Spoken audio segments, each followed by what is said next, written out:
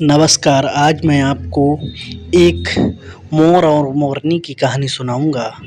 इस कहानी को ध्यान से सुनें, अगर ये कहानी आपने ध्यान से समझ ली, तो आप जीवन में दुखी नहीं रहोगे। एक समय की बात है, एक जंगल में एक मोर और एक मोरनी रहता था।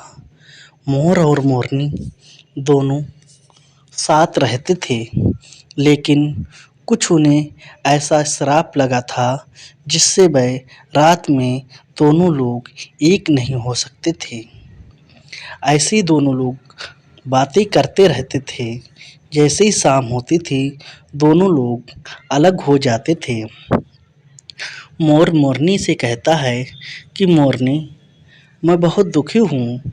भगवान ने मेरे साथ एक इतना बड़ा अन्याय किया है कि मैं दिन में दोनों लोग एक रह सकता हूँ, लेकिन रात में अलग हो जाता हूँ। तभी मोरनी बोली, जो विधाता ने लिखा है उसे कोई मिटा नहीं सकता है। तभी मोरनी कहती है, मोर, मुझे एक ऐसी कहानी सुनाओ जिसे मैं तुम्हारे ध्यान में रात में रहूं। तो मोर कहता है, मैं तुम्हें ऐसी कहानी सुनाऊंगा, ध्यान से सुनिए। जो एक वृक्ष है। एक वृक्ष था। मोर जो था मोरनी से कह रहा, सुनिए। एक वृक्ष था। वृक्ष के नीचे एक सांप रहता था और ऊपर एक बाज रहता था। बाज की नज़र सर्प पर पड़ी नीचे, तो सर्प पर जैसे ही पकड़ने को जैसे ही उसने चोंच बढ़ाई, तैसे ही सर्प अंदर घुस गया। बाहर निकलता तो वो सर्प बाज के डर से बाहर कभी नहीं निकलता।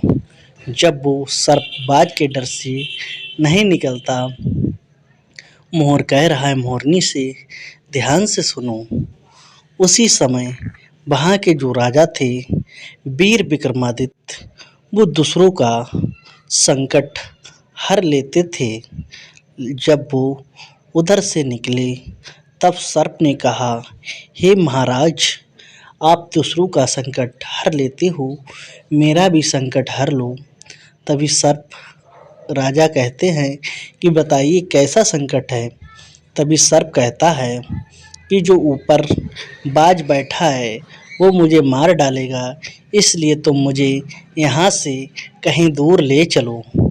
तभी राजा ने कहा, चलो मेरे हाथ में आ जाओ, मेरे पास बैठ जाओ। इस पेटी में मैं तुमको बाज से बचाकर दूर छोड़ दूंगा। लेकिन सर्प ने कहा, ऐसे नहीं, वो बाज मुझे देख लेगा और मुझे खा लेगा, इसलिए ऐसा करो, आप मुझे अपने पेट के अंदर बैठा लो। तब राजा ने ये बात सुनी। सर्प उनके मुख से प्रवेश करने लगा। मुख से प्रवेश करने के बाद में सर्प पेट में पहुंच गया, वहाँ पर पेट के अंदर बैठ गया। अब राजा वहाँ से चले, बहुत दूर जंगल में पहुँच गए। चलते चलते उन्होंने सर्प से कहा, हे सर्प, अब तुम बाहर निकलो, क्योंकि अब आपको बाज नहीं पकड़ पाएगा। सर्प कहता है, हे राजन, मुझे वहाँ भी बाज पकड़ लेगा, मैं आपके पेट में ही रहूँगा, क्योंकि आपके पेट में मुझे बहुत ही अच्छा लग रहा है। अब राजा दूसरों का कष्ट हरते थे, वीर विक्रमादित्य, लेकिन अब वो सर्प उनके पेट में था, जिससे वो सर्प अंदर ही अंदर उन्हें कष्ट पहुंचा रहा था। धीरे धीरे विक्रमादित्य की हालत बेहाल होने लगी, क्योंकि उनके शरीर से रक्त बहने लगा। रक्त बहते बहते वो एक कोढ़ी का रूप ले लेते हैं विक्रमादित्य। उनके शरीर से बदबू आने लगी, गंध आने लगी। अब धीरे धीरे समय बीतता रहा। राजा बोले कि मैं अपने राज्य में जाऊंगा तो क्या मुंह दिखाऊंगा, लोग क्या क्या कहेंगे। इसलिए राजा ने उसी जंगल में एक झोपड़ी डाल ली। उसी झोपड़ी में रहने लगे, क्योंकि जो राजा थे वो विक्रमादित्य कोढ़ी बन चुके थे। उधर क्या होता है, एक अवंती नगरी होती है। अवंती नगरी के जो राजा होते हैं मोहनचंद राय। मोहनचंद राय जो राजा थे उनकी 3 बेटी थीं। तीनों बेटी को राजा ने बुलाया और कहा, बेटी मुझे एक बात का जवाब दो, कौन किसके भाग्य का खाता है। तभी राजा की जो 2 बेटी थीं उन्होंने कहा, हे पिताजी मैं आपका भाग्य का खाती हूँ। जो दूसरी बेटी थी तीसरे नंबर की, क्योंकि 2 बेटी ने राजा से कह दिया था कि मैं आपके भाग्य का खाती हूँ। जो तीसरी बेटी थी जिसका नाम स्नेहा था, स्नेहा ने कहा, पिताजी मैं किसी के भाग्य का नहीं खाती हूँ, मैं अपने भाग्य का खाती हूँ। मुझे भगवान ने जन्म दिया तो मैं अपने भाग्य का खाती हूँ। ये बात सुनकर राजा को बहुत ही गुस्सा आया। जब राजा को जो गुस्सा आया इतना, अब जो लड़की थी जो राजा की, उन्होंने कहा था, पिताजी मैं आपके भाग्य का खाती हूँ। तभी उन्होंने नाई और पंडित बुलाया, कहा इन दोनों बेटी की बड़ी धूमधाम से शादी की जाए, अच्छा वर अच्छा राजकुमार ढूंढकर, और कहा जो ये मेरी छोटी बेटी है इसका विवाह एक गंदे घिनौने व्यक्ति से किया जाए जो चलने में असमर्थ हो। अब उन दोनों बेटियों का विवाह नाइयों ने अच्छे राजकुमार से तय कर दिया और जो छोटी बेटी थी उसके लिए लड़का ढूंढने के लिए जंगल की तरफ चल देते हैं। जंगल में पहुँचते पहुँचते वहाँ देखा जो वीर विक्रमादित्य थे वो कोढ़ी बने हुए थे, उनको लिवा लाते हैं। उनकी जंगल में ही उस छोटी स्नेहा लड़की की शादी कर देते हैं। स्नेहा बहुत खुश थी, पतिव्रता थी, वो अपने कोढ़ी पति की सेवा करने लगी। सेवा करते करते और बहुत परेशान भी रहती थी, अपने पति के ऊपर पंखा डुलाती थी, पंखा करती थी और अपनी भगवान परमात्मा को वो याद करती थी। अब क्या होता है श्रोताओं, ध्यान से सुनने की बात ये है कि वो एक दिन एक पीपल के पेड़ के नीचे जो बैठी थी और पंखा कर रही थी, तभी उस पीपल के वृक्ष के नीचे भी एक सर्प रह रहा था। सर्प कह रहा है, आगे उस सर्प से कह रहा है जो पेट में था राजा के, कि अरे दुश्मन, तू राजा के अंदर राजा को कष्ट दे रहा है। इतना नेक राजा, अब तक इस राजा ने जाने कितने लोगों का कष्ट हरा होता है। अगर सर्प कह रहा है, अगर मेरी कोई बात सुन रहा हो तो ध्यान से सुनिए। जो राजा के पेट में सर्प है, अगर आप इनको गंगा जल लाकर इन्हें पिला दोगी तो इस सर्प के 100 टुकड़े होकर मलमूत्र के माध्यम से बाहर निकल जाएंगे। अब जो पेट पर सांप था राजा के, वो कह रहा है कि दुश्मन, तू मेरे मारने की सोच रहा है, अगर मेरी बात कोई सुन रहा तो सुन लो। जिस सर्प के बिल में अगर कोई गर्म खौलता हुआ तेल का पीपा लौटेगा तो इसके अंदर बहुत सारा धन है जिससे वो अमीर हो जाएगा। ये बात उसकी राजा की पत्नी स्नेहा, जो राजा की लड़की थी, वो सुन रही थी। उसके बाद में सांप राजा के पेट में चला जाता है, दूसरा सांप अपने बिल में चला जाता है। अब वो रानी थी स्नेहा, जाती है जंगल होते हुए, ऋषियों का कुछ दूरी पर आश्रम था।